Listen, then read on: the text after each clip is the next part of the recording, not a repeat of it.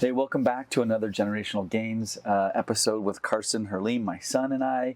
And we actually just got back from something that we wanted to talk about today. I think a subject that, I don't know, I think it's a common subject. People talk about what kind of events or boardrooms or masterminds to go to. There's so many of them. And people ask me often still, like, hey, do you still do masterminds? And the answer is yes. I feel like putting energy and time and money into the right community or right spaces helps me build and also stay on top of what's going on in today's market.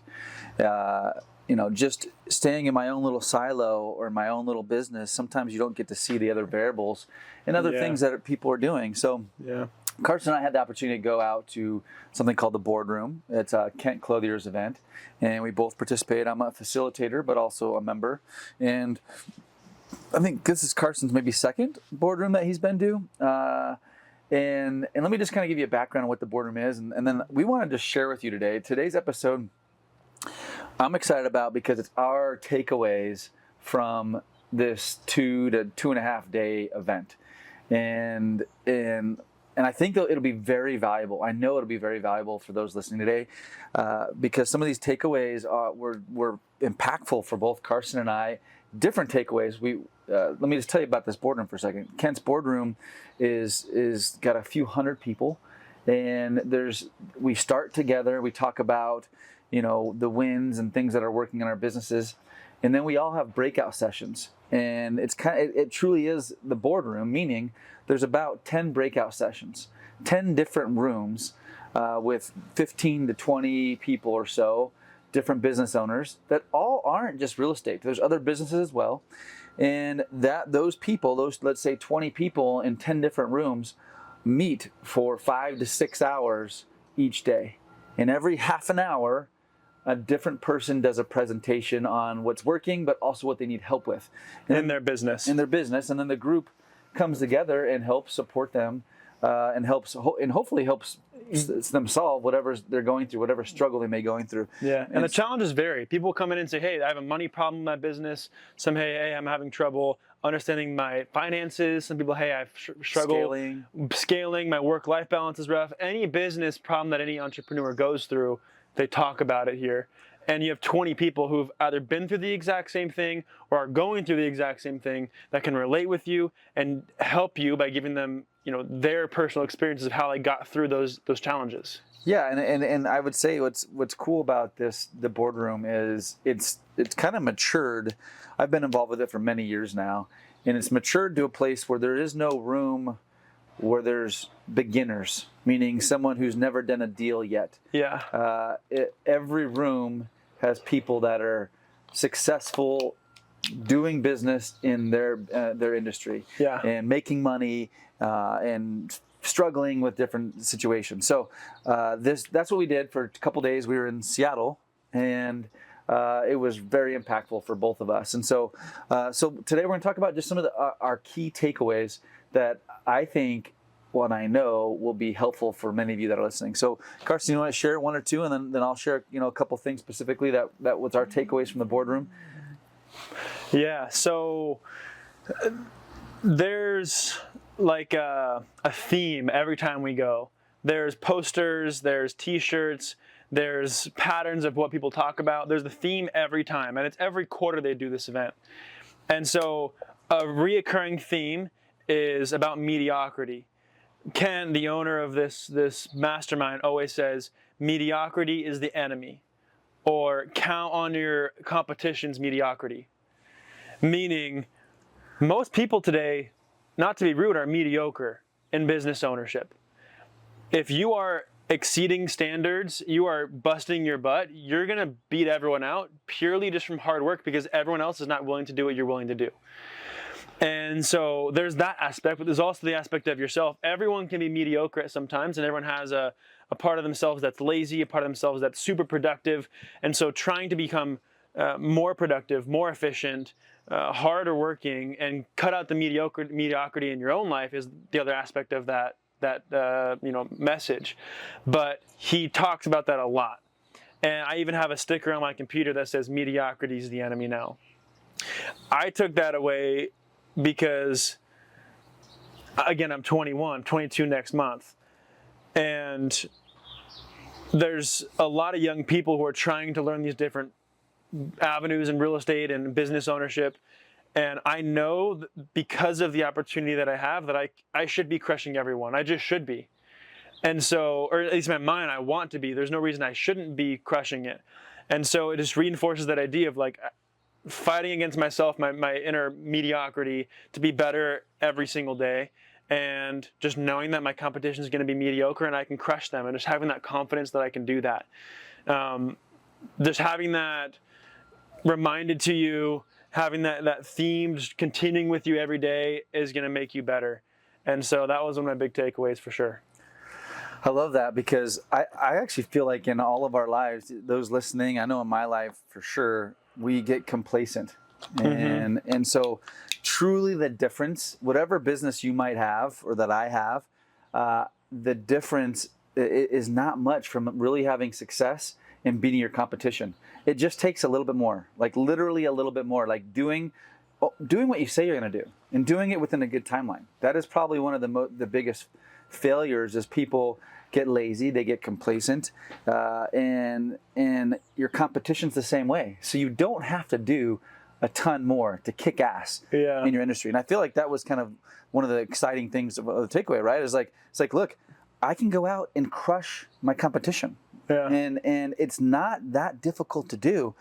Work a little bit harder, a little bit smarter, put a little bit more time into it, sleep a little bit less, be more creative, just a little bit, 10% more. And we might hear this all the time, but it was a good refresher for me as well. It was like, I can do better than all my competition. Yeah, because like you said, over time you get complacent. So if you come back to this event every quarter, every 3 months, get back with the same group, hear the same message, take a few days off of work, you just get rejuvenated with, all right, I can go back and I should be crushing it. My next quarter is going to be 5 times better than my last quarter. And if you continue to do that every few months and just keep getting that I guess the refill of that feeling, it's powerful. Look, we all need it. And so I typically leave the boardroom like energized, but also a little pissed off. Like, I can do better. And I think that's the point of it as well, is you get around all these business owners that, half are kicking ass, half are struggling through whatever they're struggling through. But I leave energy, with energy, like I've got to do better. And so, anyway, and then being there with other people too, you have competition in a way too. Every quarter, I want to prove to these guys that I just crushed my goals and I'm doing better than last quarter. And if you continue to do that every quarter, it's fun to be around those people. Yeah, it totally is. Well, good. That's a great takeaway. I would say one of the good takeaways that. For me, so in my room, and everyone's kind of structured in these rooms based upon where they are from a revenue or maybe success kind of rooms, and all successful, but some are maybe newer in their space and still having success, and some might be evolved in the whole circle in which they're now, not only had success, but now they're getting sued and having some bigger problems. And so we talk about different issues. And so in my room, I just want to share a win. I think that was interesting. Is this individual was doing wholesaling, a lot of real estate wholesaling, but what he changed and decided to change is he found a niche in Florida, and this would probably go anywhere, but he found a niche in where there is a big demand for storage units, but not just the units, actually developers looking to build storage units. And so what he did is because he found these different companies that are looking for land to develop storage units, he decided he was going to go get this land. And so what he does, his business model, it's a little spin-off on wholesaling, is he finds land in certain areas that in density where storage units would work. So he does that research. Then he puts out all these offers. Okay, he puts out offers on the land that is not zoned storage. So he'll put down $50,000 to $100,000 earnest money to tie up a piece of property that's not zoned for storage again, and then he puts under contract for 6 to 12 months.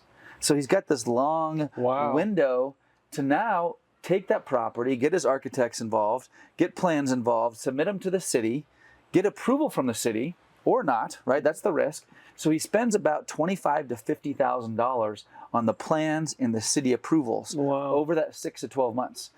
If he gets it approved with those plans, let's say it's 20 or 50,000 square foot storage facility, and it takes him 6 months to go through the city process, he now will close on that land that he's got under contract.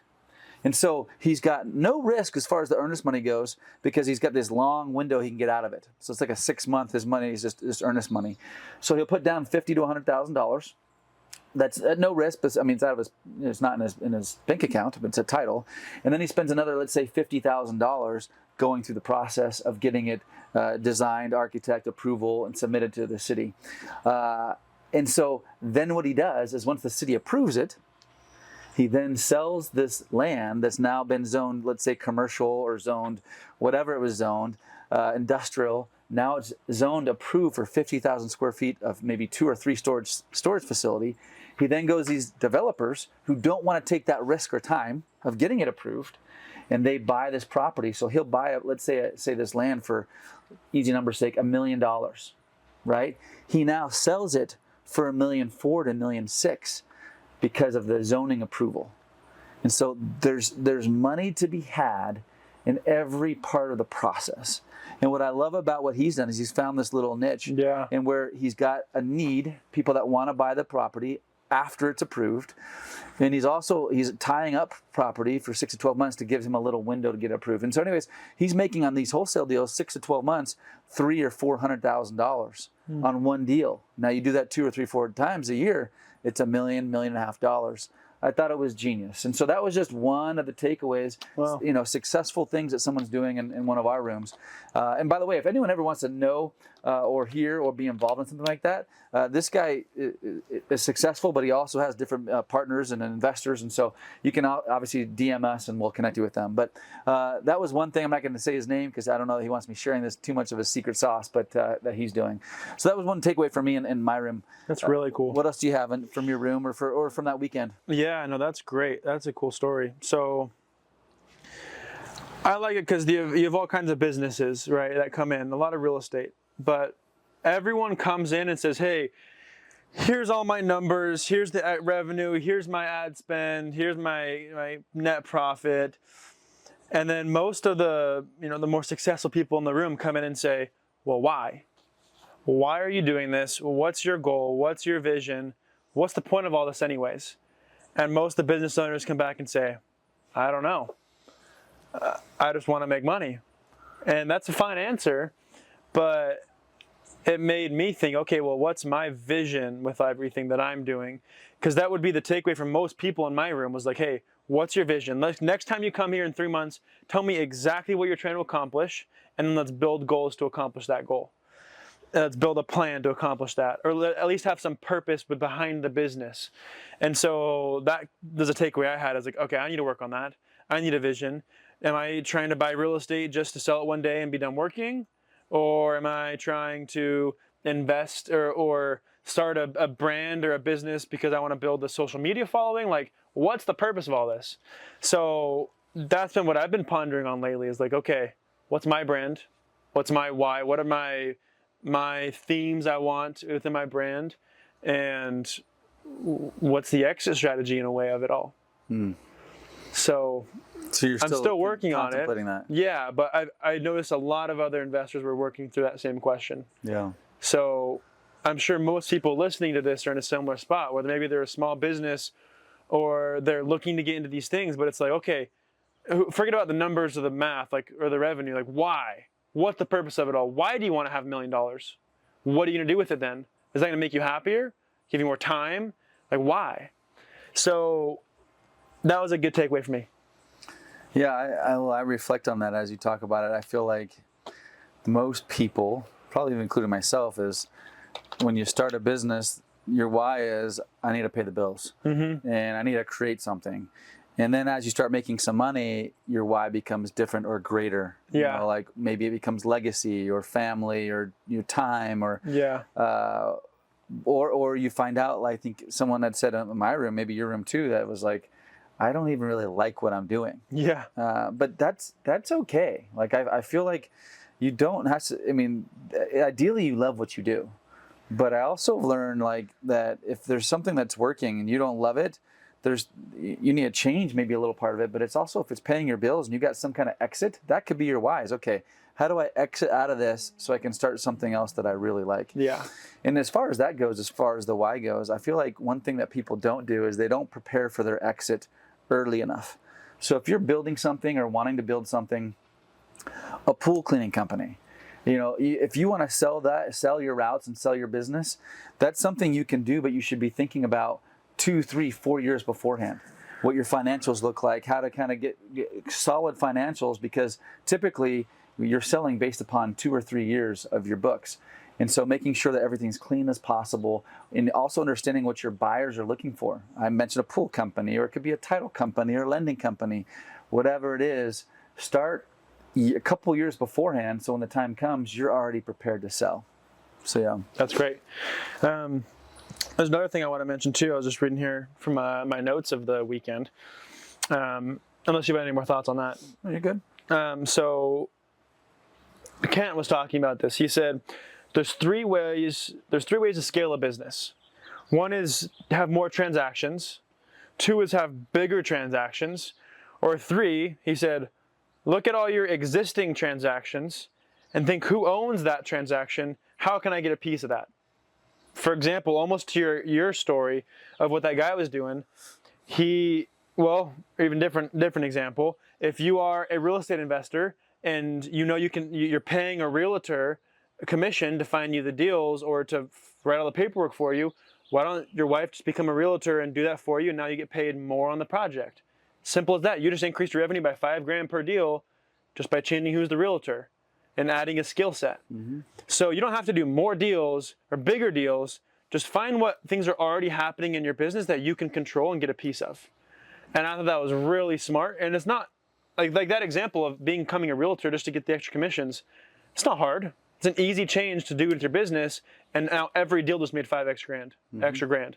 So any business you operate, there are people and transactions that you're not in control, you're paying someone else to do that you could do, and it'll increase revenue of the company. So that was a good takeaway for me as well. So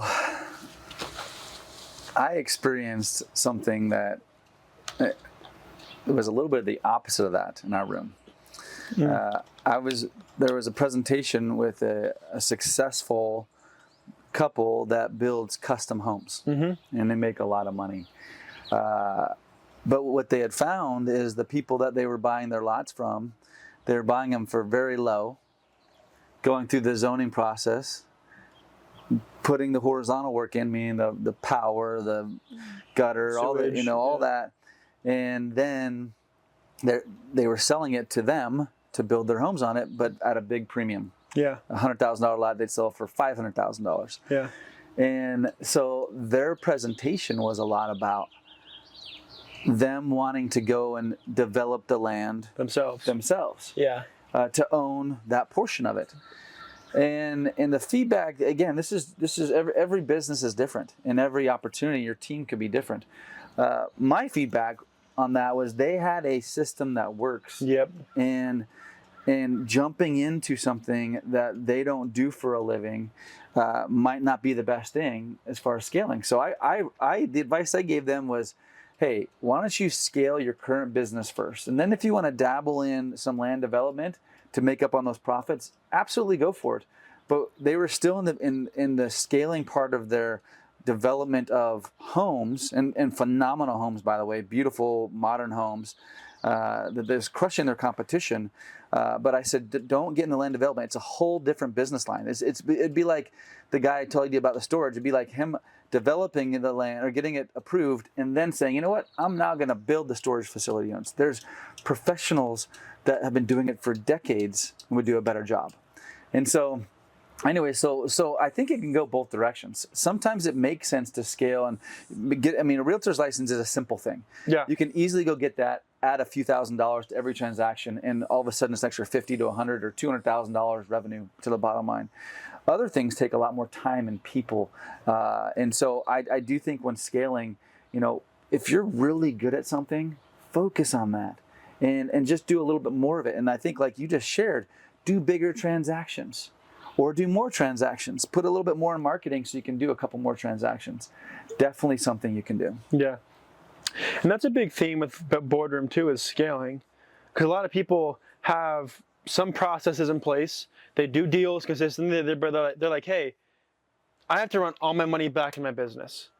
I want to be able to save some. I want to build a legacy. I want to do more deals and make more money. Well, it's all about scaling the right way. And I think I've talked about this before, but to scale the business, to do things to get 3 deals a year compared to doing 10 deals a year versus 30 deals a year versus 100 deals a year, they're different business models, different systems, different procedures. So it's a slow building step to scale up, but all these little things are important if you're going to try and scale. But they talk a lot about scaling within the Boardroom, which is good, and I like to talk about. Well, and I think that's, as far as Boardroom goes, and for me, where I find value is not only learning and seeing how people are having success. It motivates me, but people take action. And so every quarter when you meet back up with them, I've seen people scrap their whole business and start in another space, or partner with someone else and go from 5 deals a quarter to 20 deals a quarter. Mm-hmm. And so that's what's exciting. I think it's really about relationships. It's about getting feedback. And a lot of times the Boardroom are like-minded people. Mm-hmm. So find yourself being around like-minded people because it's hard. Sometimes when you're at home, in your little office, you got haters. Your spouse might be hating on you, or your friends might be don't understand what you're doing, and so you have nowhere to go. So find yourself a group of individuals and successful people that motivate you, pick you up, and help you have success, and help you go through the hard times too. It's easy to talk about the good times, but it's the bad times that really will be more help. There's a few. You want to wrap up with a couple things? Yeah, there's a few things I'm just going through, reading through my notes about it all. Ken actually ended the event with a little 30-minute presentation about being a leader and what attributes a leader has. A few of them were having a vision, kind of talked about that, having perspective, talking about mentality and mediocrity and that perspective of who you are and working hard. And then a couple other things he talked about, talking about being humble, having humility, and surrounding yourself with people who are better than you.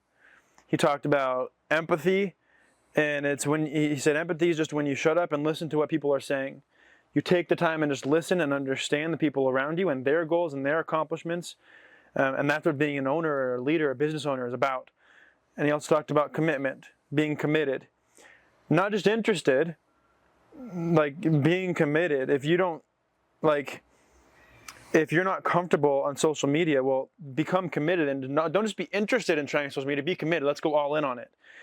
And so there's no reason to have excuses on not having success, having confidence in who you are and just going for it.